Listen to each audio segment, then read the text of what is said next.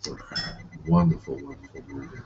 And you watch that day because I highly recommend it. It's an Albert Brooks I've seen it. movie about. I've seen it. I wasn't moved by it, but I didn't want to say anything.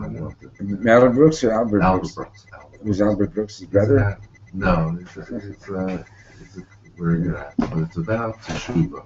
It's about reviewing your life, and it's like the Torah teaching will go up. So we should watch it before Slichas on Matzah Shabbos. Yeah. Okay. Good. That's what Sholom was recommending. Yeah. I really liked it. Good. And how it's online? I don't know how we got it. Probably online. Okay. Yeah. Okay. So. Bir Inyan's Avodah Zod. So the explanation of this Avodah, what this Avodah is all about, we're continuing in the Mimer. We're on page Lamed Zayin. Okay, done. Bir Inyan Avodah Zod, Yuvan Alpi Mashu Kosov. So this Avodah of achieving the Panemius to the Panemius, right? Or this avodah where God said, say for me the verses of kingship and the verses of remembrance, right? So that you should be remembered for the good, and this should be done with shofar. So that on Rosh Hashanah we're coronating Hashem, just like Adam HaRishon did that on his day of creation, which is Rosh Hashanah. So, and in order to merit the revelation of God's kingship upon us, we need to arouse the remembrance of the covenant. And this is done by the blowing of the shofar, which is a simple sound, and the simple sound being the cry from the depth of the heart. When one feels the distance and wants to come close to God. So Be'ir Inyan Avodah Zor, so the explanation of this Avodah, Yuvan al Pi Mashu Kosef, will be understood according to the verse, Bakshu Ponai Es Ponecho Hashem Avakesh. Right? The verse says, L'cho Omar Libi, my heart hears your calling. Bakshu Panai. My heart hears a call to seek, hears you calling, saying, seek my face. And the reason, so it's Panecha Hashem Avakish, I seek your face, God. And the reason I seek it is because I understand that's what I'm here to do. Okay? That's the pshat in the pasuk. So Chassidus goes further and says, "The ponai loshem pnimiyus," my face, meaning to say, my innermost essence. V'hi ahava shebepnimiyus halev. And that is to find the love that is to find the love that is in the inner recesses of the heart. V'ahava hi lepanecha Hashem daike. And what is this love? In other words, what is this deepest love that we have in the deepest parts of our heart? It is specifically to be connected with the Pnimius Delikus. Is to be connected with the innermost essence of God. מעריך בהבדלים שבין האהבה להשם שבחיצוניוס הלב לאהבה להשם שבפנימיוס הלב. And the Alter Rebbe goes into a lengthy discussion to illustrate the differences between love of God from the externality of the heart as compared to loving God from within the depths of the heart. The externalities of the heart versus the inner depths of the heart. Umasik, and he concludes that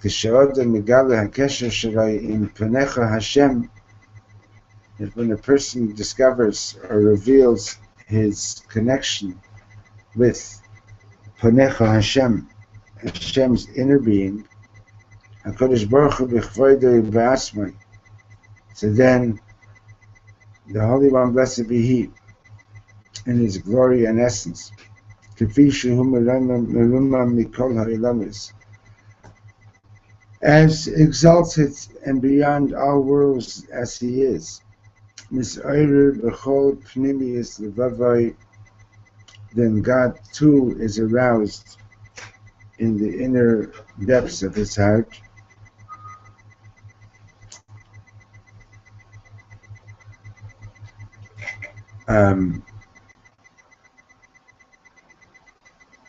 Ubeliz shum tam v'das, and without any reason, in other words, beyond reason. L'isachid ima yizborach b'tachlis hayichud.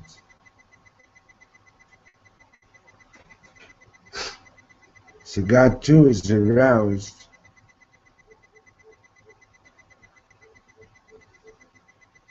to unite with Him in complete ultimate union.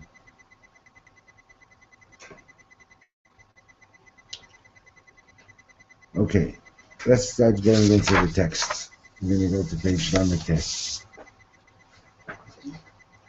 It's a long mimer, so we won't, I doubt that we're going to finish it before Rosh Hashanah, but it doesn't matter. Even if we learn to live with one paragraph properly, right? It's already a giant step. So page Lamed Tes. Atem Nitzavim hayom kulchem. And it's the opening verse of this week's parsha. We always read it before. Hine parsha zo koren la'olam kodim Rosh Hashanah. We always read this parsha before Rosh Hashanah. Umerum is the milas hayom dekoi al Rosh Hashanah.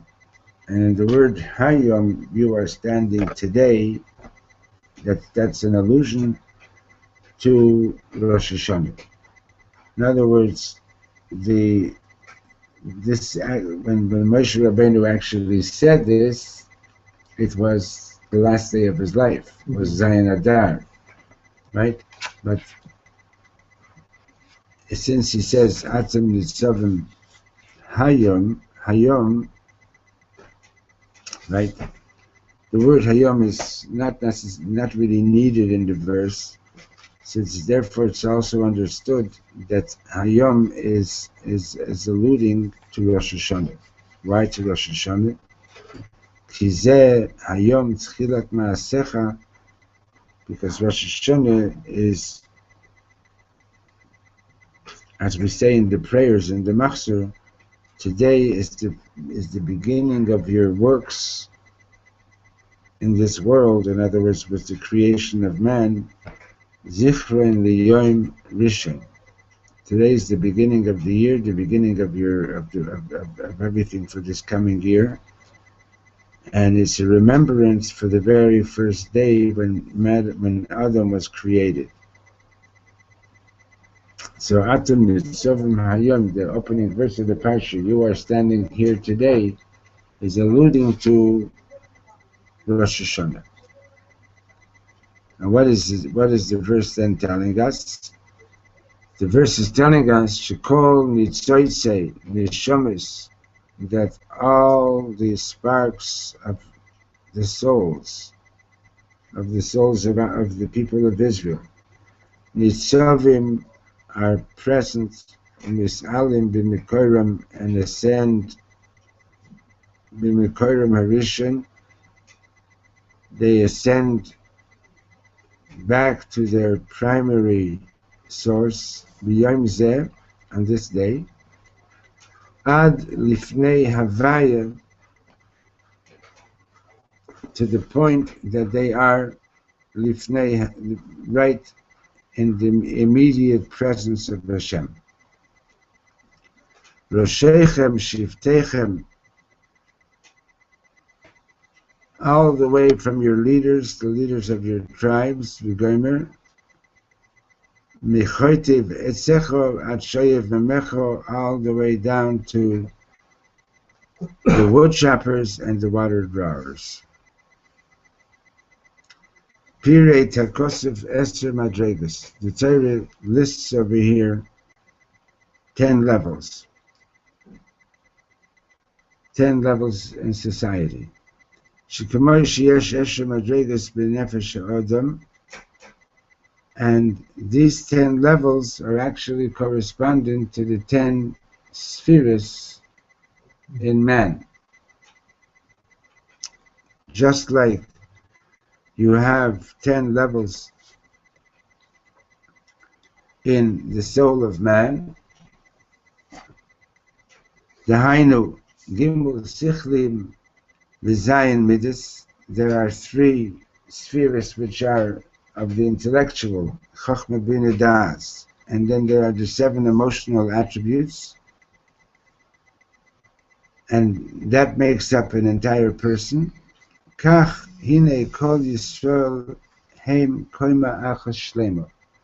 So by the Torah listing all these 10 categories of people here, the Torah is telling us that altogether the people of Israel make one complete corpus, body. Uklolis nishmeisehem, and all their souls together, the grouping of all their souls together, Nikra Knesset Yisrael. Altogether, we are called the community of Israel. Knesset, right? The word, when you go to the shul, you're going to the Beit Knesset. What does the word Knesset mean? Right? Those guys down the street there in the Knesset, right? They also called it Knesset. What does it mean, Knesset? It means in-gathering, right? L'hikanes, or to enter. Right? So Beit Knesset is the place where the souls are gathering together. And all together make up Knesset Yisrael. Shenechleket le'eser madregot, and it divides into 10 levels. Rosh Hashanah, and on Rosh Hashanah, mitalim kol hamadregot, and Rosh Hashanah, all the levels ascend. Afilu mechotei beitzecha ad shoev meimecha, even the woodchopper and the water carrier, the water, actually it's really more correct to say water drawer, right? I don't know if you ever saw these wells in these countries, right? They're deep down, and you got to go and draw the water and pour it into the trough above you, and then from there to the next trough. It's like a big job. It's not like, like it's good water, but it's not like just turning the tap. Is the text suggesting that the steps themselves go up, or that we go up the steps? Is that true? No, but he's going to get to that. But it's both. In other words, each individual possesses these 10 levels, right? And as a community, we have these 10 levels as well. So on the communal level, every level ascends back to its to our primal source, and every individual does that too. So so all levels ascend, even from the wood choppers to the water drawers. Shehem bechinas madregas hatachtonis, and these people represent the aspects of the lowest levels of souls that Hashem put into this world. And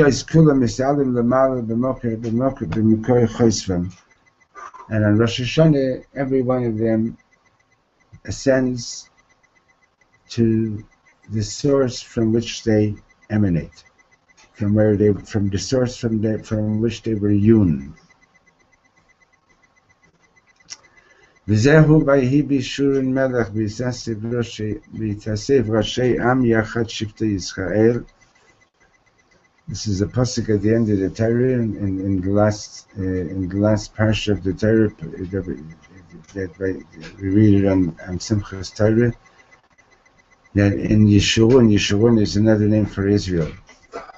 That the king manifests among the people of Israel.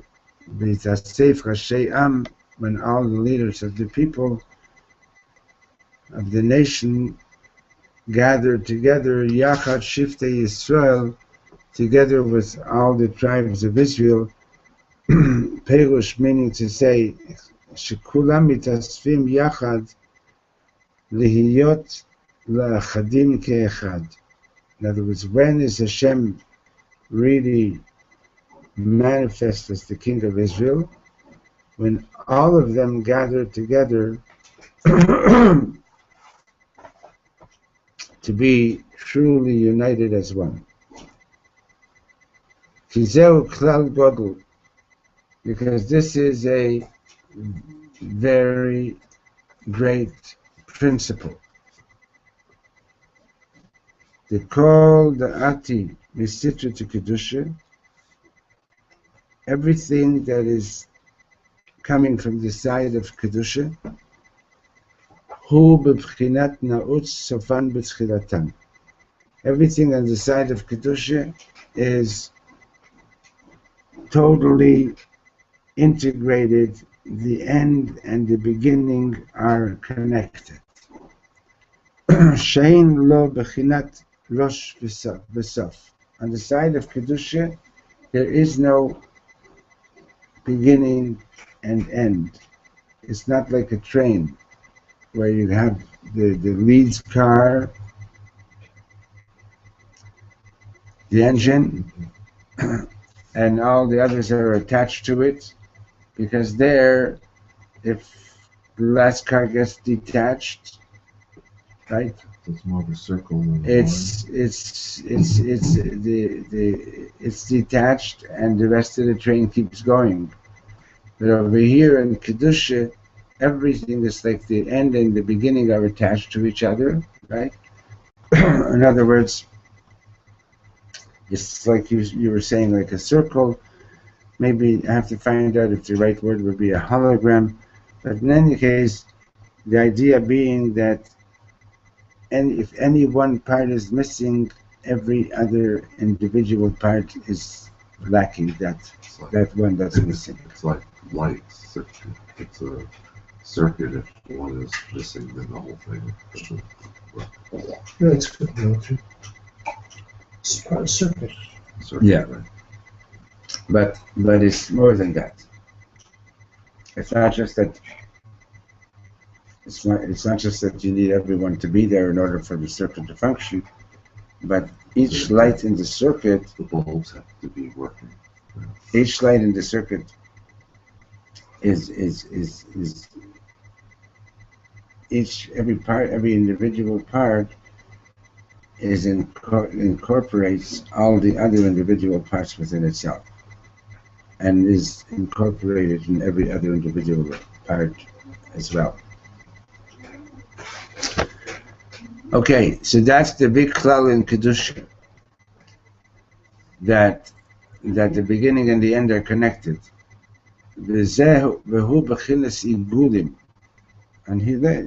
you must have read ahead, and that's the aspect of the circles. Wise guys cheating, yeah, before Rosh Hashanah.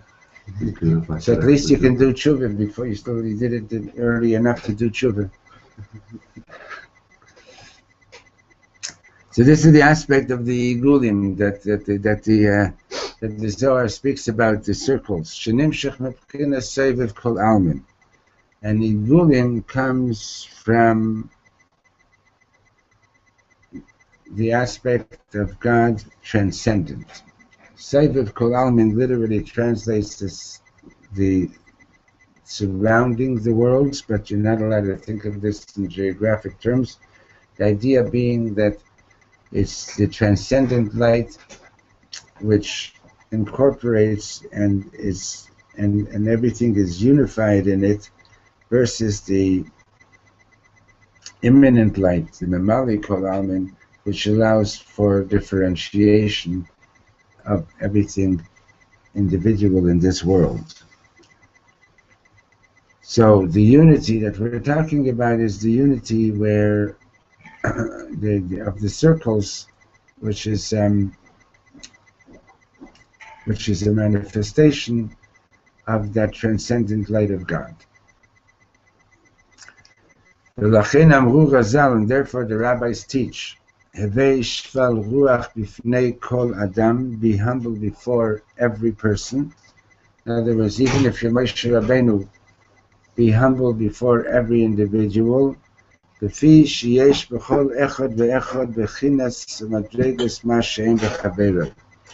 every individual possesses aspects and levels that the other doesn't have. In other words, every Yid has something that you don't have, and we need each other.